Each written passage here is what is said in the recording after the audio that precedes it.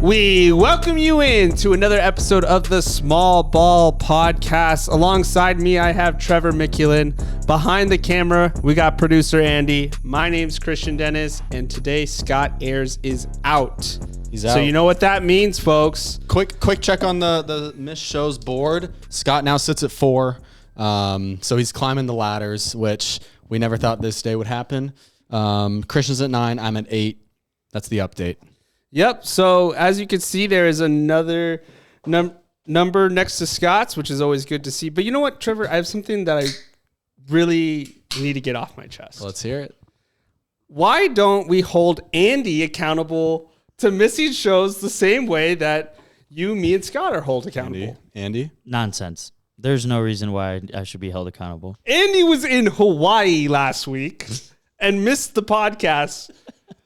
And for all the reasons that we've missed a podcast, we've got a mark on the board. So I think it's time that Andy's name gets tossed on the board. Here's the thing. If we're going to throw him up there, we need to figure out the number that we're going to start on because Andy automatically takes first place. You're just trying to figure out someone to take first place over you. You know, I would love to just account for all the shows that Andy missed, but I think it's fair to give him a pass because he was in school. He was in a different state.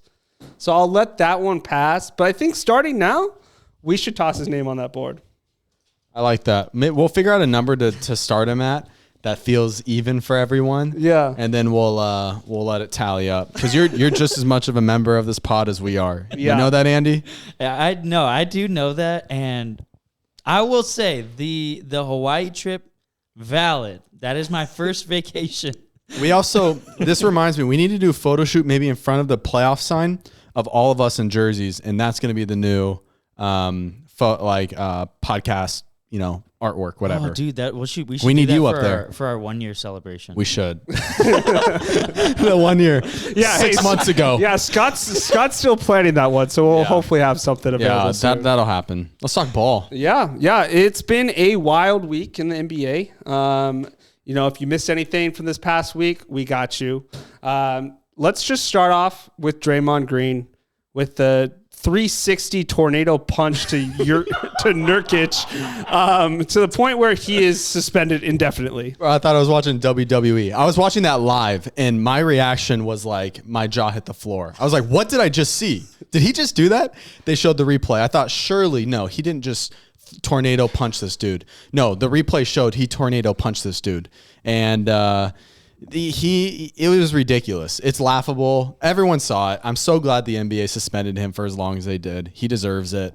I am not a Draymond fan. I'm just picturing now, because they're requiring him to go to counseling. I'm just picturing the movie Anger Management with Adam Sandler. Yeah, and that's what Draymond's going to be doing for the next who knows how long. Right. I think suspension-wise, it's got to be 10 to 15 games at least. And you know what? Knowing the NBA, his first game back is going to be against the Sacramento Kings. Right. What else happened? You can't forget Giannis dropping a career high, franchise record, 64 points in a game, to then get his ball stolen by the Indiana Pacers because their rookie who scored his first technical career point in that game. It felt like he deserved the game ball. He didn't deserve the game. So what happened was, game ends, Indiana Pacers assistant coach grabs the ball because that player scored, and Giannis is freaking out because he really wanted the game ball. It sounds like you're on the side of Giannis. I'm not on the side of Giannis. The way that Giannis reacted was like a child running around, watching the videos of him assaulting people in the hallway, throwing people to the side, trying to go get a game ball. You can't act like that. He's a human just like any one of us. He's a citizen. He's acting like an absolute buffoon running through the hall. And I love Giannis, but what the heck why are we allowing this? Why is this okay? I do agree that Giannis's reaction was a little bit overdone. It was too much. He shouldn't have acted that way. But when it comes to he scored, he now owns the franchise record points in a game. It's his career high. He deserves the game ball, not some rookie who's made one free throw. And technically, that same rookie made a free throw in the in-season tournament championship game, but since that game isn't classified as a real game, it doesn't count. It's like he technically has scored in the NBA. My final thoughts on this: if any person was to do that in public, out just at a bar or whatever, they could get arrested and they could, but because it's Giannis and because whatever, he's okay. Next one. Andy. Okay, sorry. I know we want to be quick, but I feel like I would see the same reactions in like pickup games in a wreck. Like people 100%. get crazy, bro, when it comes to sports. But I mean, you're right. Giannis shouldn't be acting like that. Bro, it was ridiculous. It was so overreaction for a game ball. Relax, dude. And apparently it's not the real ball.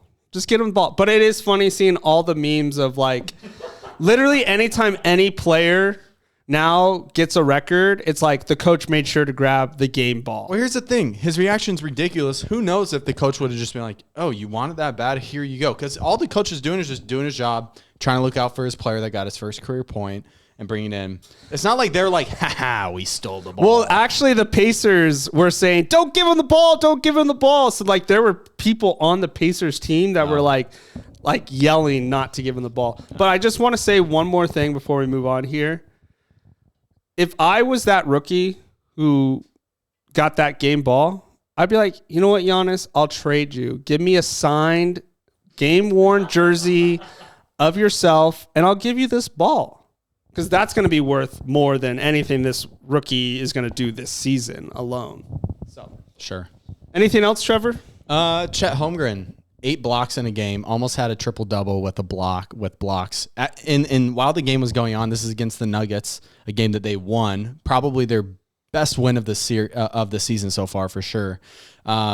He was so close to getting that triple-double because they had it counted at 9 during the game. Then after the game, they took away one of the blocks. But he finished with 8. Chet Holmgren is by far the leader in Rookie of the Year right now for me. Yeah, I mean, we've said it here on the pod before, or at least I know I did. But I said that Chet is the Rookie of the Year before the season started. I said I think this is his award to lose just because of the situation that he's in with OKC. He's clearly making a huge impact for the team. They have a rim protector. They have another offensive scoring threat, a person to run the offense through. Chet's been awesome this year. And, I mean, we're seeing OKC take this huge leap from play-in to top of the West. I believe they're sitting at, like, the 2nd seed right now. And, I mean, like, they just beat the defending champs, Denver Nuggets, who's the 3rd seed. So it's like that's a legit win for OKC. And it is really great to see, kind of Sam Presti's scheme all kind of coming together. It's insane, and they could get better, which we're going to get to. Oh, yeah. But, dude, I mean, their defensive rating and offensive rating are top 8 in the NBA, and they're doing it behind Shai Gilgeous-Alexander, who should be a all-star starter for sure. So they're great. They got so many pieces. We talked about them, and, yeah, we'll talk more about them later in the show about a trade that we think could take them to that next legit contender level. For sure. And, we have to mention Keegan Murray. Keegan Murray! 12 threes. 12 threes in a game, 11 straight. He shot 12 for 14 that game. Yeah. That is insane efficiency. First player ever to shoot and make 11 threes straight. Like, it's the most made threes in a row. Which is nuts. He broke the record for most threes in Sacramento Kings franchise history. In a game, he broke the record for most points scored in a game for the Kings with 26 in the 3rd. Oh, in a quarter? In a quarter. Got it. I want to say he broke some other records. I mean, to shoot 12 for 14 from the 3-point line in a game is absolutely insane. And that's awesome. This was all by like the 3rd quarter. I mean, we were just blowing the doors off of Utah, so we had to take him out. So we don't even know what could have happened if he played more minutes in that 4th quarter. Steph talked about, there was a live reaction from Steph. Did you see that video? I did. I saw it today. Yeah. And he basically said, he got pulled because this was at the point where he got pulled out already. He said Clay could have had 18 threes, I believe in Chicago, when Clay Clay holds the record right now. So super cool. Yeah. So Keegan Murray finishes the game with 47 points, which is a career high for the second year Sacramento Kings. So it's a great sign for Kings fans. Obviously, we're two of the biggest ones on this podcast, so of course we had to talk about it. Yeah. I think we did a good job wrapping up the last week. Yeah, the NBA is nothing short of entertaining, that's for sure. I can't wait to see what we got in store, and also too Christmas Day games, what's going to happen there. So, right. But now that the in-season tournament is over, this is normally around the time of year we talk about trades. Mm-hmm. This is December 15th was the first date where a lot of players became eligible for trade. The next big important date is January 15th. And then, of course, the trade deadline, which is in February. What's the 15th of January? January 15th is another date where players from this summer that signed are eligible for a trade. And what was the 15th of December? It's just another date. So I think it depends on if a player was like extended. It's probably like the 15th. If they were signed for the first time, it's the December 15th. Got you. So I thought it'd be fun to come up with a couple of trade ideas. This is all based on rumors that I see on Twitter and stuff like that. And, you know, some of these might be just ones that I just made up. But I thought it'd be great to have you play as the GM. Which GM am I? Okay, so are you going to play as a GM and I'll play? I'm gonna play as a GM, and then I'll let you know which GM you're gonna be. So. Okay. For this one, you are Masai Ujiri from the Raptors. Yeah. Wait, no, I'm calling. I'm calling. That really confused me. Ring, ring, ring. Oh, shoot.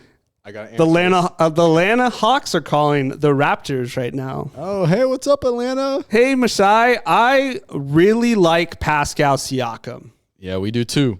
And, you know, I'm here to offer you a trade that you can't resist. I'm intrigued. Yeah, so your Pascal Siakam's expiring deal, it's not looking too good in Toronto. You're probably going to want to trade him because he probably doesn't want to re-sign with you guys. So let me make it easier for you. I'm willing to offer you DeAndre Hunter, Patty Mills, Sadiq Bey, a 2024 first-round pick via Sacramento, and I'll toss in a 2025 second rounder from Minnesota. What do you say? You got a deal? That's interesting. I think that's close. I like Sadiq. I like the first round pick. And DeAndre Hunter is a valuable asset. If I'm Toronto and I'm dealing with Atlanta, I would probably ask for Jalen Johnson. I think that would maybe be the hiccup in that deal would be we see another guy on your team we'd prefer over DeAndre. Yeah, I honestly, when I was trying to construct this trade scenario, I was thinking Jalen Johnson or a guy who hasn't played a lot this year, but his rookie year, he was pretty good, AJ Griffin. Yeah. I think, you know, if the Raptors are moving Siakam, it's clearly obvious that, you know, and then they've already made this known that they want to build around Scotty Barnes. And so you need shooting. So that's where, you know, DeAndre Hunter and Sadiq Bey can provide some value there. And they're 3-and-D guys, so they're going to be tough. So having him with OG and having Scotty Barnes kind of run the show there, a lot of defense, a lot of length. And I think if you are Toronto, you're starting to get a little worried about Pascal Siakam's value as an expiring contract. Yeah. And there's question marks whether or not he's going to sign with the team he gets traded to. So that could actually work. That could work because if you're Toronto, you're thinking to yourself, are we going to get a better offer for this guy? So, yeah, it's going to be interesting to see what the Raptors do just because Siakam literally is on an expiring deal and there's a lot of interest. You know, the Pacers are another team that's throwing their name out there. So it'll be interesting to see what they end up getting if they decide to move Siakam. All right, so next one. Who am I? You are Danny Ainge. Oh, Utah. Yeah. Ring, ring, ring. The Thunder are calling. Okay, let me answer this. Hey, Danny. It's your boy Sam Presti from the Thunder here. Sammy, how are the kids? Yeah, they're great. Now let's not talk about them. I want to talk about your kid, Lowry Marketing. Oh, He's a cutie, and I think that I want to offer you Vasily Micic, Josh Giddey, 2024 first-round pick via Houston, 2024 first-round pick via Utah. I'll give you your pick back. thanks. I'll also give you your 2028 second-round pick back, and I'll toss in our 2025 first-round pick. So 3 first-round picks, a second-round pick, Josh Giddey, and Micic. What do you say? You got a deal? This is a great win-win for both of us. You got a deal. I like that. I like that trade, Christian. That makes sense for Utah, and it makes sense for OKC. I'll talk from Utah's perspective really quickly. Last season, they showed flashes. Lowry Markkanen is a star, but it's not enough in the West. It's not enough. And at this point, they have a lot of draft capital because of the Donovan Mitchell and Rudy Gobert trades. Awesome start. They can kind of go down the OKC path and get some more picks. And you get, I know, with all the allegations and stuff going on with Josh Giddey, his name's kind of tarnished. But Josh Giddey is a talented basketball player. And so you have him as a building block to put with some of the young assets in Utah. I think that makes a ton of sense for them. And you kind of capitalize on Lowry Markkanen being as valuable as potentially he'll ever be right now. He's still fairly young. So I believe he's 27. So I think that is a great move for Utah.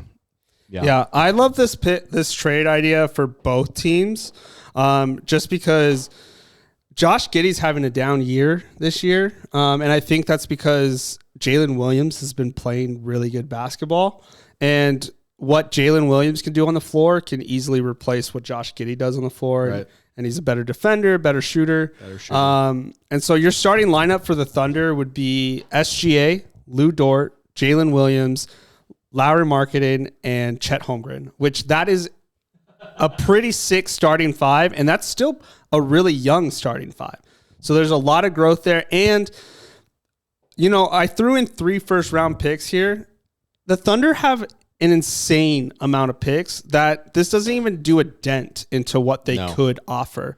And eventually they're going to have to get rid of these assets because they can't have a 30-man roster. They can't. Yeah. So they're going to have to package those up for some players here soon. And what better player to do it than Lowry? I think that right there puts OKC into the driver's seat in the West as far as 100%. The team to beat. And what a fun team for a long time. Oh, yeah.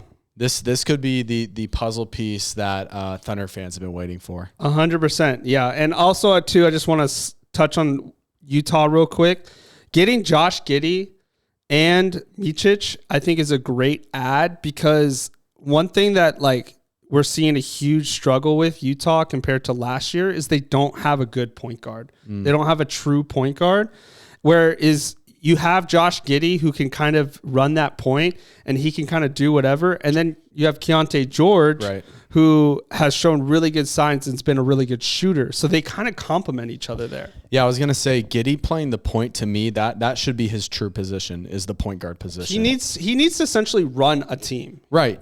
Yeah, the way he's being used in OKC has worked, but with SGA being the primary ball handler, it doesn't really maximize his potential. So I think in Utah, we're going to see if that trade goes down in our fantasy world. Yeah. We are going to see Josh Giddey take it to another level, I believe. And Josh Giddey, you guys, I know the stuff that's happened this year and come out sucks, but he is so good. He does everything except shoot the basketball. Yeah, he does. All right, let's go on to the next one. Yeah.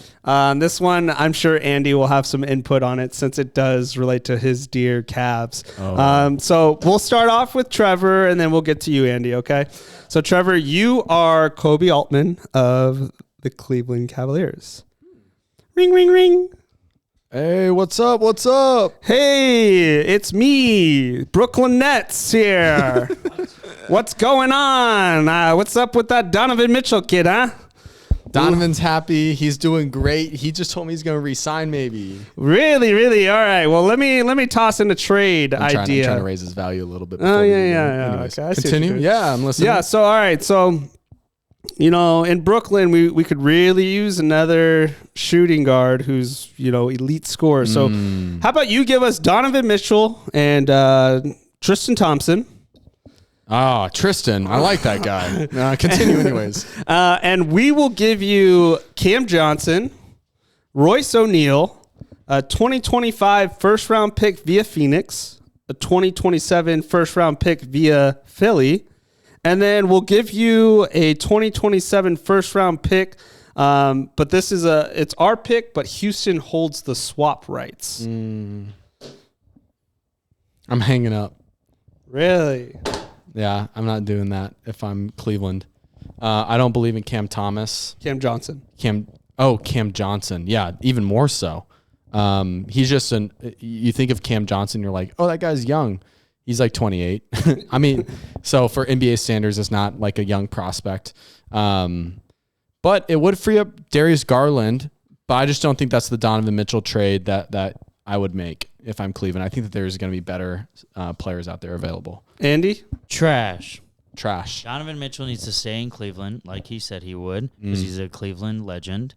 And Brooklyn has nothing to offer unless they give us Claxton, either one of the Cams or Bridges. McCall. Yeah, and then a couple, like 2, maybe 3 more draft picks. Holy crap. You're trying to get a Mitchell's a five. untouchable. That's Yeah. what Yeah. I'm hearing. Yeah. I just threw this out there just because, Donovan Mitchell, they always tie him to the Knicks because he's a New York guy. But it's like, well, Brooklyn's there too. So that's also in New York. So that's Yeah. an option. And I just think that if Brooklyn was able to get an actual, number one option, I think that they could be really good. I love McCall Bridges. I just don't think he's a number one. Mikal Bridges. I just don't think he's a number one. I think he's a better second, third option. And having Donovan Mitchell on a team where he's next to Bridges and then has Claxton, I think defensively that can support him. And then for the Cavs, I was thinking eventually they're going to have to move on from Jared Allen.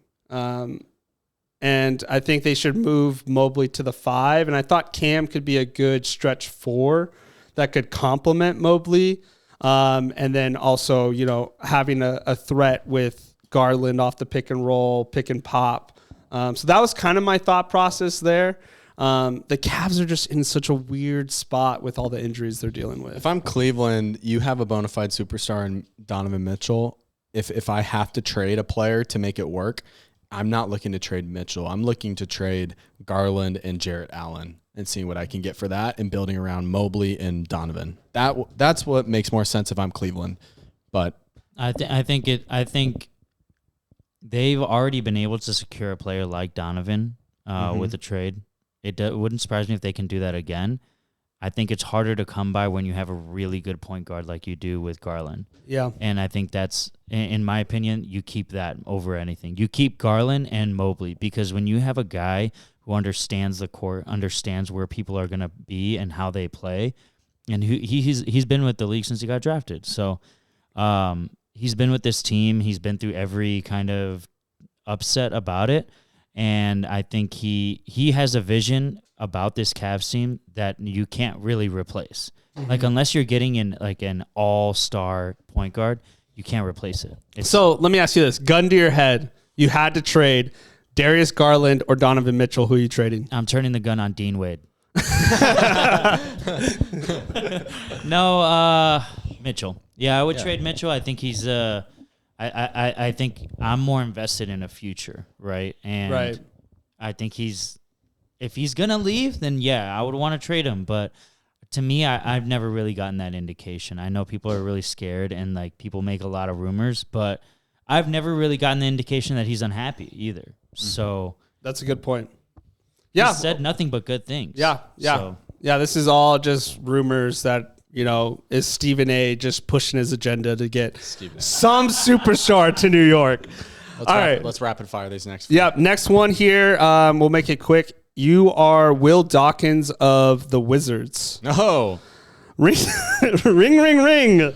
Yeah, what's up, man? Hey, man, it's Dallas here. Oh, I'm so sad. I'm depressed. Hey, man, Kyle Kuzma is a player that I really like. I think he would be really good next to Kyrie and Luka here. So let me offer you this. Yeah. You give us Kyle Kuzma and Mike Muscala, and we'll give you... Who? Mike Muscala. Oh, okay. And we'll give you Tim Hardaway Jr., Rashawn Holmes, and a 2026 first round pick unprotected. Oh, I'll do it for Poole. Yikes. Yeah, no, I'm not doing that. That's not enough for Kyle Kuzma. Really? Yeah. Yeah, I think Kuzma demands a couple firsts at the very least, or a first and a player. Tim Hardaway, Rashawn Holmes, those are guys. Those are just salary fillers. Those are salary fillers. Those aren't actual assets. And if you're Washington and you do that, the only benefit is you get a late first round pick from Dallas, and then you end up sucking more if you could suck more so that you get a higher pick in the draft. And it's not like Kuzma's winning the basketball games right now. So to me, no thanks. I'll hold out and wait for someone else that's more desperate. I'm curious to see what happens with Kuzma if they try to move him this deadline or in the summer to just free up on money. And Kuzma's having his arguably best season ever. He's great. He's been amazing this season. Yeah, so yeah. I'm holding out, waiting for something more. But I think they do have to deal Kuzma. Yeah. I mean, just how sick would Kuzma be on Dallas? I just think that would be a nice little pairing there. All right, moving forward. This one is one of the more lamer ones, so we don't have to spend a ton of time. But you are Troy Weaver of Detroit Pistons. Ring, ring, ring. Oh, I'm depressed. Hello. It's Orlando Magic calling. Oh, hey, Orlando. All right, man. You guys suck. Hey. Let me give you some assets for a deteriorating old player you got on your team. Hey. The Orlando Magic want Bojan Bogdanovic. Is Bojan. Bojan. My bad. Bojan Bogdanovic. I actually don't know if that's true. But yeah, anyway. It's one of the two. We want Bogdanovic. We'll give you Gary Harris, a promising Chuma Okeke, the 2024 first round pick, the more favorable of the picks, and then we'll give you a 2024 second round pick. I see what you're trying to do. You're trying to build a big two, Joe Ingles and Bogdanovic. We'll do that. I don't care. I feel like that's enough for an aging guy. He's like 54. Yeah, dude.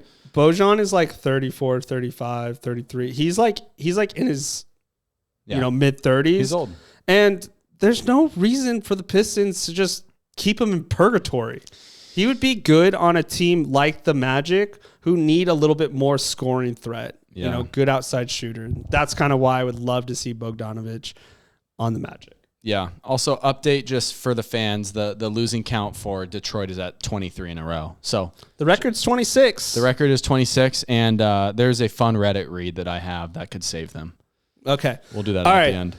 We have one more. We have a Bulls Kings one or a Bulls Hornets one? Give me the Kings one. Of course. Ring, ring, ring. Hey, it's Monty McNair of Sacramento. How's it going? Who am I talking with? You're talking here with the Bulls. Hey, Bully Bulls. What's up? I'm just at Temple Coffee sipping on a latte. Wow. You're such a Sacramento local. Yeah. So it's clear as day Zach LaVine is interested in playing with De'Aaron Fox. Yeah. So let's make it happen here. Yeah. It's funny because you said you're Monty McNair because I was gonna let you. I'm Monty. I was gonna let you be the Bulls GM, and I was gonna be Monty. It's too late. All right. Okay, Monty, what's your best offer? What's my best offer? No. All right. There's no way I'm giving you Keegan. So I'm seeing the reports that the Chicago Bulls want win now players. Well, let me tell you, in Sacramento there are some win now players. Let me introduce you to NBA champion Harrison Barnes. Ooh. Eastern Conference finalist player Kevin Huerter. And he's young. He's 25. And let me introduce you to NCAA champion Davion Mitchell for Zach LaVine. These three players equal the amount that LaVine is worth per year. So what do you say? Do we got to trade? If I'm Monty, Yeah, if I'm Monty, I'm hitting that green button. I'm doing that. But the Bulls, I don't know if that's the direction they want to go. I don't think anyone knows what direction the Bulls want to go. And who knows what else they're getting for LaVine? Like, what else is being offered their way? Well, I can't imagine it being a whole lot. Yeah, that's where I'll just throw out my second one, which was with the Hornets. So LaVine to the Hornets, and it was Gordon Hayward, James Bouknight, and then I just threw in a couple second-round picks. You're talking about for the Hornets. The Hornets would trade Gordon Hayward. Arrested felon James Bouknight? I'm talking super young potential James Bouknight. Oh, yeah. I mean, you could fill it in with any other, Hornets young player. Yeah. But, I mean, from all the reports that we're seeing, it's like there's not a whole lot of trade market for LaVine because of his contract. So it's like the whole point of the Bulls trading, if they do trade LaVine, is to just get off his contract. Mm-hmm. And so, in the Kings trade that I mentioned, you get Kevin Huerter, who's a great shooter, and you get Davion Mitchell, who's 25 and can play defense. So there's some and they're under contract for a little bit. Of course, you have Harrison Barnes, who just signed his contract for 3 years. So that might not be enticing. But again, if you want these quote unquote win now players, those three players I feel like would have a bigger impact for the Bulls than having LaVine, who doesn't seem to be bought in this year and kind of has requested his way out. Right. That's interesting. I like that. Good trades, Christian. Thank you. You are our trade guru on this. I try to be. So let us know in the comments what your trade you would do. If you have any more trades, let us know. And we'd love to talk about it. But going into the next segment here, Trevor has been scouring Reddit lately. And if you are not on Reddit, NBA Reddit, it is a very wild place. So we're just going to let Trevor just read some of the wildest things he's seen. Yeah, so every week I'll come with a new Reddit story, and these are hilarious. So I don't even know. Reddit is a crazy place, Christian. It's a dark place. It is a dark place. So here is a Reddit posting for a way to fix the Detroit Pistons, who have lost 23 games in a row. I'm just going to read it, and let's just react as I go. All right? So the title of this Reddit post: should the Detroit Pistons kill 5 of their players to trigger a disaster draft to improve their roster? Okay. The NBA disaster draft is a contingency plan to be used when 5 or more players on a team have died or have dismembered. have been dismembered. In the draft, the team whose players died will be able to draft the amount of players from other teams equivalent to how many they had lost. Other teams, though, are only allowed to protect 5 players from being drafted, but many teams have got good 6 men that are available. With the Pistons having made no progress in the last few years under Troy Weaver, and immensely underperforming relative to their expectations this season, we could just kill two-way players and bench scrubs like James Wiseman to fill those 5 kills to get the disaster draft. Also, according to Bill Simmons, the team would also get the first pick in next year's draft. Now, this next draft class is weak, so I would understand their hesitancy. That's why they're hesitant, because of how weak the draft class. And being a repeat offender that is killing 5 players on your team on 2 separate occasions would raise some eyebrows. But this could still greatly improve them, no doubt. That's insane. Honestly, this theory, that's a dark post. This is a very dark post, and this theory is like a year way too late. Because if you're gonna do this, you should have did it when Wemby was in the draft, right? But I'm just I'm curious. Is that actually real? It has to be a real rule. Yeah, I don't know. You know, they got to keep in count for like in case there was like a plane crash or something like that. But Right. the players that I would probably get rid of from the Pistons, I don't think two-way players count. On this scenario. I don't think we need to go down this path. But I'm just saying, like, there's some players. Who are the 5 worst players? Is what you're trying to get at? I'm just saying, there's some players on that team that are making a lot of money that don't necessarily perform to their contract. So that would be a player that I would consider maybe dismembering. I got no comment. I got no comment. That's a wild Reddit post. We'll have more coming, but holy moly, what a crazy mind that came up with that. Unbelievable. Sick. Absolutely. So sick. I love that he goes, what did he say? He said like this year's upcoming draft is he's like, I'm hesitant to doing this because the draft is weak this year. Not because I'd be killing 5 people, but this year is just kind of a weak draft. Yeah. So just absolute chaos in Detroit. Yeah. Anyways, I hope they break the record of missed games. I do too. Or I'm rooting on their downfall. Jaden Ivey's too cocky. Yeah. Pistons fans were cocky. Remember when we drafted Keegan and they were like, the Kings gave us Marvin Bagley and Jaden Ivey. Yeah, how's that working out for you guys? Yeah. Good call. Sit down and shut up. Sit down. Scott, we miss you. Yeah. This concludes another episode of the pod. Scott did want to mention that they got one of the best recruits in Nebraska history for a quarterback. So I don't know what that necessarily means, but cool. There's no podcast next week. It's Christmas. So with that being said, we'll see you in the new year. Merry Christmas, you filthy animals.